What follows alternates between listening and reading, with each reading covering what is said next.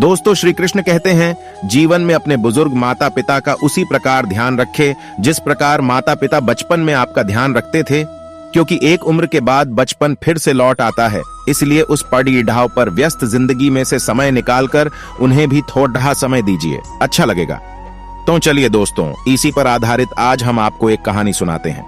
पत्नी के अंतिम संस्कार व 13वीं के बाद रिटायर्ड पोस्टमैन मनोहर गांव छोड़ डाककर मुंबई में अपने पुत्र सुनील के बड़े दाढ़े से मकान में आए हुए हैं। सुनील बहुत मनोहार के बाद यहां ला पाया है। यद्यपि वह पहले भी कई बार प्रयास कर चुका था, किंतु अम्मा ही बाबूजी को यह कहकर रोक देती थी कि कहां वहां बेटे बहू की जिंदगी में दखल देने चलेंगे। यही ठीक है, सारी जिंदगी यहीं गुजरी है और जो थोड़ी सी बची है उसे भी यहीं रहकर काट लेंगे। ठीक है ना, बस बाबूजी की इच्छा मर जाती। पर इस बार कोई साक्षात अवरोध नहीं था और पत्नी की स्मृतियों में बेटे के स्नेह से अधिक ताकत नहीं थी, इसलिए मनोहर बंबई आ ही गए हैं। सुनील एक बड़ी कंस्ट्रक्शन कंपनी में इंजीनियर है। उसने आलीशान घर व गाड़ी ले रखी है। घर में घुसते ही मनोहर ठिठक कर रुक गए। गुदगुदी मैट पर पैर रखे ही नहीं जा रहे हैं उनके। दरवाजे पर उन्हें रुका देखकर सुनील बोला, आइए बाबूजी, अंदर आइए।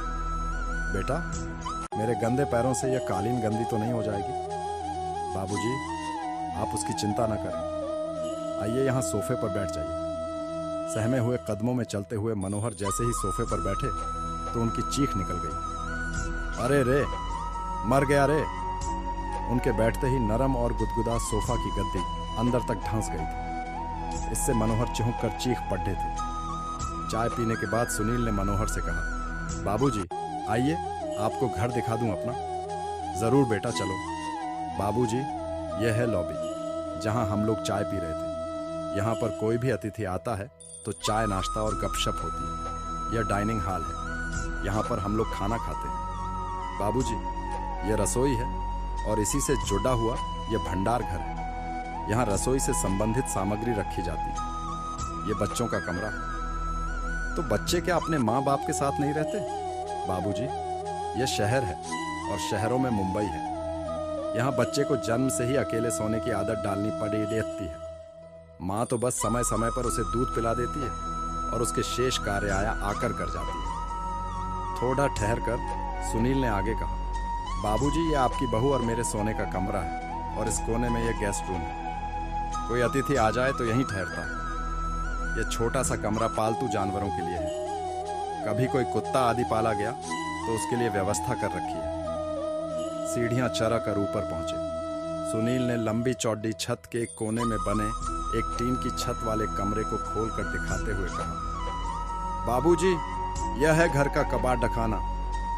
घर की सब टूटी फूटी और बेकार वस्तुएं यहीं पर एकत्र कर दी जाती हैं और दिवाली होली पर इसकी सफाई कर दी जाती है। ऊपर ही एक बाथरूम और टॉयलेट भी बना हुआ है। ने देखा कि इसी कबाड़ खाने के अंदर एक फोल्डिंग चारपाई पर बिस्तर लगा हुआ है और उसी पर उनका झोला रखा हुआ है।